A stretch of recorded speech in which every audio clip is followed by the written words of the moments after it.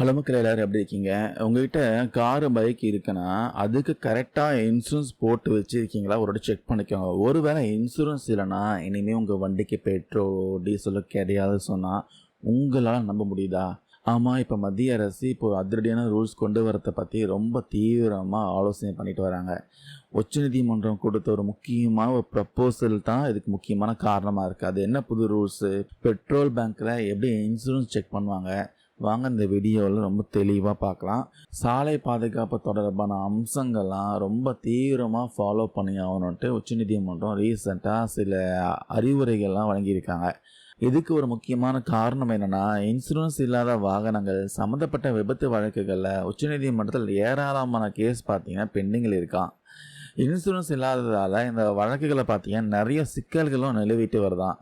இதை சரி பண்ணுறதுக்காக தான் உச்சநீதிமன்றம் மத்திய அரசுக்கு சில முக்கியமான ஒரு பரிந்துரைகள்லாம் கொடுத்துருக்காங்க, ரெக்கமெண்டேஷன் கொடுத்துருக்காங்க. உச்சநீதிமன்றம் கொடுத்த பரிந்துரைகளை முக்கியமாக 4 விஷயங்கள் பார்த்துடலாம்.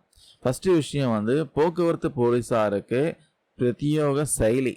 சாலைகளில் வாகனங்கள் செக் பண்ணும்போது அந்த வண்டிக்கு இன்சூரன்ஸ் இருக்கா இல்லையான்னு உடனே தெரிஞ்சுக்கிற மாதிரி போக்குவரத்து போலீஸாருக்கு ஒரு மொபைல் அப்ளிகேஷன் அல்லது கையடக்க கருவிகள் ஹேண்டில் டிவைஸ் வழங்கப்படணும் சொல்லியிருக்காங்க. ரெண்டாவது, தேர்ட் பார்ட்டி இன்சூரன்ஸ் கால நீடிப்பு.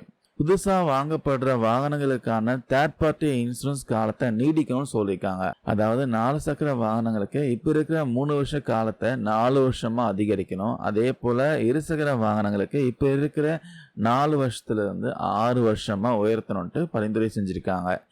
இதன் மூலமாக இன்சூரன்ஸ் இல்லாமல் ஓடுற வண்டிகளுடைய எண்ணிக்கை குறையும்ட்டு உச்சநீதிமன்றம் தெரிவிச்சிருக்காங்க. மூணாவது விஷயம், பெட்ரோல் பங்குகளை இன்சூரன்ஸ் செக் பண்ண சொல்லியிருக்காங்க.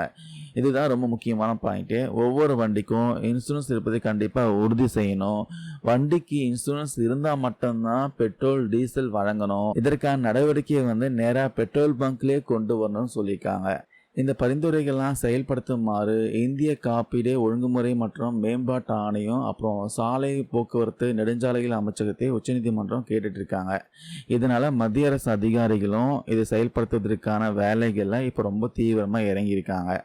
சரி, பெட்ரோல் பங்க்ல இன்சூரன்ஸ் செக் பண்ணால் பெட்ரோல் போடுறதுக்கு ரொம்ப நேரம் ஆகுமே, சேவை பாதிக்கப்படுமே ஒரு சந்தேகம் வரும். சேவை பாதிக்காத வகையில் இதை எப்படி பண்ணுறதுன்னு தீவிரமாக ஆலோசிச்சுட்டு வராங்க.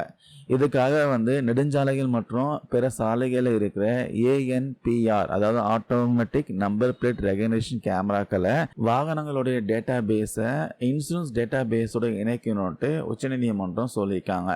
இதன் மூலமாக வண்டியோட நம்பர் பிளேட் ஸ்கேன் செஞ்சாலே வண்டியோடைய முழு இன்ஃபர்மேஷனும் நொடி பொழுதில் பார்த்தீங்கன்னா தெரிஞ்சிக்க முடியும்.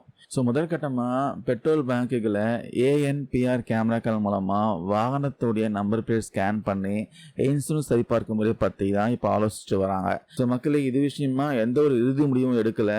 ஒருவேளை இந்த திட்டம் நடைமுறைக்கு வந்துச்சுன்னா இன்சூரன்ஸ் இல்லாத வண்டிக்கு பெட்ரோல், டீசல் கண்டிப்பாக கிடையாது. இன்சூரன்ஸ் போட்ட பிறகு தான் பெட்ரோல் போட முடியும். முக்கியமாக தேர்ட் பார்ட்டி இன்சூரன்ஸ் பற்றி தான் பேசுகிறாங்க. இந்த திட்டத்தை எடுத்த உடனே நாடு முழுக்க கொண்டு வராமல் முதற்கட்டமாக சில குறிப்பிட்ட பகுதிகளை மட்டும் சோதனை அடிப்படையில் கொண்டு வர போகிறாங்க, செயல்படுத்த போகிறாங்க. அதுக்கப்புறம் நாடு முழுக்க கொண்டு வரலான்ட்டு ஆலோசிச்சுட்டு வராங்க. இன்சூரன்ஸ் இல்லாமல் ஓடுற வாகனங்களை குறைச்சி சாலை பாதுகாப்பை உறுதி செய்யறது தான் இந்த திட்டத்துடைய முக்கியமான நோக்கமாக இருக்குது. இன்சூரன்ஸ் இருந்தால் தான் பெட்ரோல் அப்படின்ற இந்த புதிய பரிந்துரையை பற்றி நீங்கள் என்ன நினைக்கிறீங்க? இது நல்ல திட்டமா? கீழே மறக்காமல் உங்கள் கருத்து கமெண்ட்ஸில் பதிவு பண்ணுங்கள். இந்த வீடியோவில் ஷேர் பண்ண தகவல் யூஸ்ஃபுல்லாக இருக்கும் நம்புகிறேன். தேங்க்யூ நண்பர், நண்பீஸ்.